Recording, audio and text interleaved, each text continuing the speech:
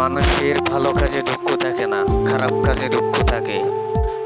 কিছু মানুষ অন্যায় অপরাধ করে কপালে দুঃখ করে নেয়।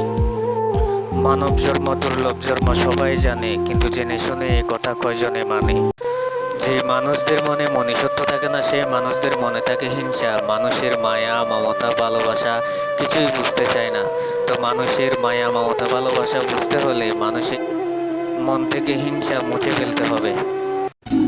মানুষ পাপকে কখনো ধ্বংস করতে পারে না, পাপে মানুষকে ধ্বংস করে। মানুষ যে পাপগুলো করে একের পর এক প্রতিটা পাপ জমানো হয়, সে জমানো পাপ মানুষের জন্য শক্তিশালী হয়। তো পাপে মানুষকে ধ্বংস করে।